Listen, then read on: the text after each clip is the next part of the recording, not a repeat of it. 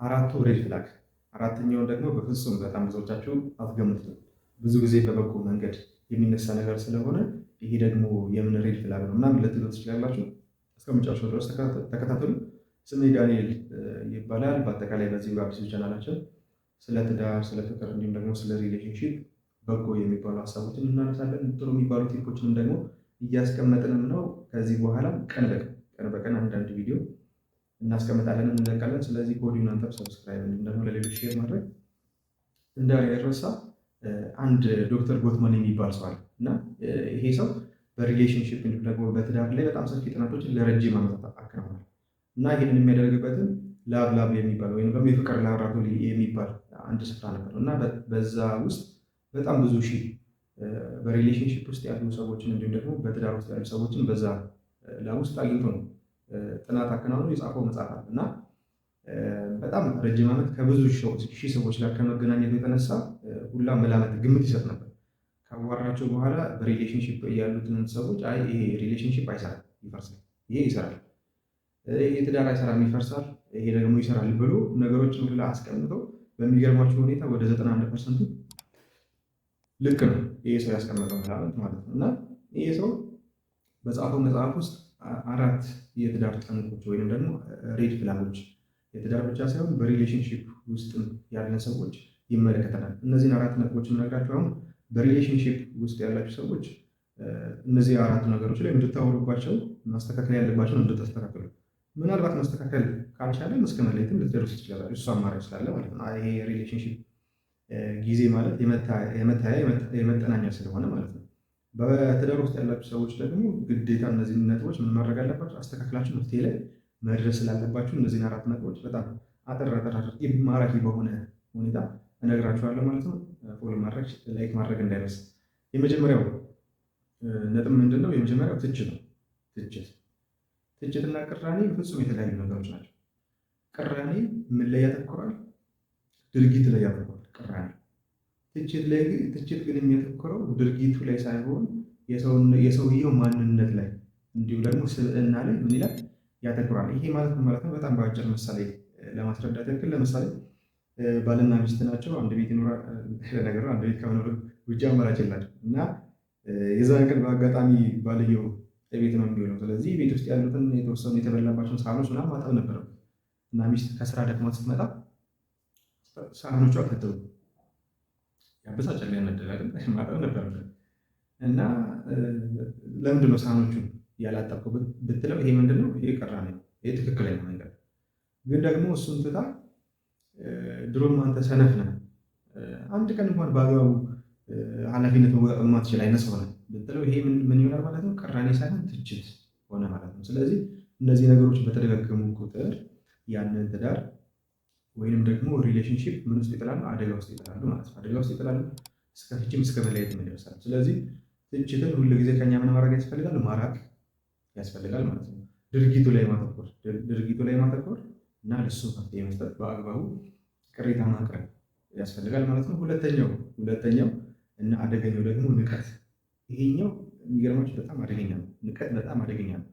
አሁን ከማነሳላችሁ ከአራት ነጥቦች መካከል ለፍቺ በጣም ትልቁን ሚና የሚጫወተው እንደ ደህና ነገር ሚና ምናልባት እና ትልቁን ሚና የሚጫወተው በጣም ለመፋታት በጣም ትልቁ ምክንያት ተደርጎ የሚቆጠረው ይሄኛው ንቀት ነው።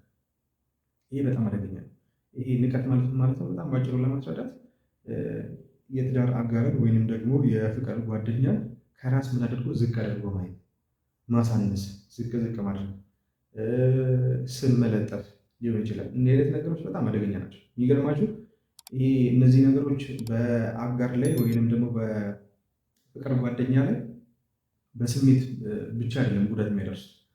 ሳይንሶች እንዳረጋገጡት አንድ ሰው ባለትዳር የአጋሩን ወይንም ደግሞ የፍቅር ጓደኛውን ዝቅ ሲያደርግ ወይንም ደግሞ ሲንቀው የበሽታ የመከላከል አቅሙ ሁሉ ይቀንሳል የሚል ጥናት እና ይሄኛው ነገር በጣም አደገኛ ስለሆነ እዚህ ላይ በጣም መጠንቀቅ ያስፈልጋል። ሶስተኛው ነጥብ ደግሞ ራስን መከላከል።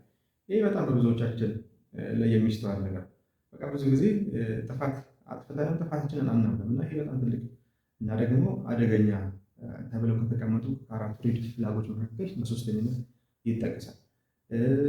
ጥፋት ካጠፋን በኋላ ጥፋታችንን አናምንም።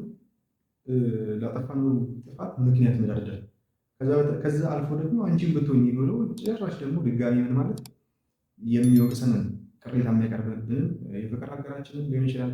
ባል ሚስት ደግሞ ባሏን ጭራሽ ደግሞ መልሶ እሱን ማጥቃት፣ ይሄኛው አደገኛ ተብሎ በሶስተኝነት ተቀምጧል። አራተኛውና የመጨረሻው አትገምቱት የሚያልኩት ደግሞ ምንድነው? ዝምታ።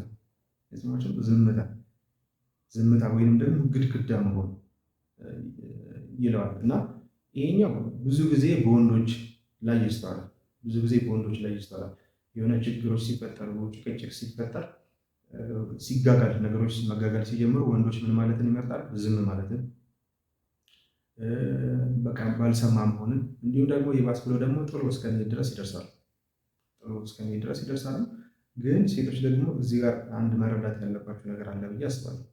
ወንዶች እንደዚህ የሚያደርጉት በቃ እንደዛ ማድረግ አለብን ብለው ስለሚያስቡ ፈልገውት ብቻ አይደለም። ከተፈጥሮ ጋር የተገናኘ ነገርም አለ። ከሴቶች ይልቅ ወንዶች ጭቅጭቅ በሚፈጠር ጊዜ የነርቨስ ሲስተማቸው በጣም የመረበሽ ከፍተኛ አቅም አለ። ከሴቶች አንጻር በጣም ይረበሻል የወንዶች የነርቭ ሲስተም። በዛን ጊዜ አእምሯቸው ለሰውነታቸው ምን ብሎ ነው የሚነግረው? አደጋ ውስጥ ነው ብሎ ይነግረዋል። ስለዚህ ፊት ለፊት ያለሽውን አንቺ እንደምንድን ነው የሚመለከትሽ ማለት ነው? እንደ አደጋ ነው የሚመለከትሽ። ልክ አእምሮ ለሰውነቱ አደጋ ላይ ነህ ብሎ ሁለት ነገሮችን ይሰጣል። አንደኛ ፋይት ማድረግ፣ ሁለተኛ ደግሞ ፋይት ወይ ፍላይት ብሎ ሁለት አማራጮችን ይሰጣል። ስለዚህ ምን ያደርጋል? በተቻለ አቅም ፋይት ላለማድረግ ብዙ ጊዜ ነው ሲባል እንሰማለን። ወንድ ልጅ ያወራ እና ሲባል እንሰማለን። በቃ ተፈጥሮ ነው። ብዙ መናገር፣ ብዙ መጨቃጨቅ ምናምን አይችልም። ወይ ፋይት ያደርጋል ወይ ፍላይት ያደርጋል። ስለዚህ ምንን ይመርጣል? መሸሽን ይመርጣል ማለት ነው። ራሱን ለማረጋጋት የልብ ምቱ ራሱ ብዙ ጭቅጭቅ በሚፈጠር ጊዜ በአንድ ደቂቃ ውስጥ ከ100 በላይ ሁላ ያማል። ስለዚህ ከዛ አደጋ ውስጥ ለማምለጥ ምን ያደርጋል? መሸሽን ይመርጣል ማለት ነው። ስለዚህ በጣም በትንሹ ሰፊ ቪዲዮ በቀጣይ ቪዲዮ ላይ ስለ ዝምታ፣ ይሄኛው ሀሳብ በጣም የብዙ ባለትዳሮችን ቤት እየፈታ የብዙ ፍቅሮችንም እየበተነ ያለ ስለሆነ በሰፊው ስለ ዝምታ በቀጣይ ቪዲዮ እሰራላችኋለሁ። ግን በአጭሩ እንደ መፍትሄ የምትይዙት ምንድነው? ነገሮች መጋጋል ሲጀምሩ በዛው ማውራትን ምናምን አትምረጡ። የተወሰነ ብሬክን 20-30 ደቂቃ ወስዶ ከዛ በኋላ እንደ አዲስ ማውራትን ምረጡ። ሰብስክራይብ ማድረግ ደግሞ ለሌሎች ሼር ማድረግ ላይክ ማድረግ እንዳይረሳ። አመሰግናለሁ።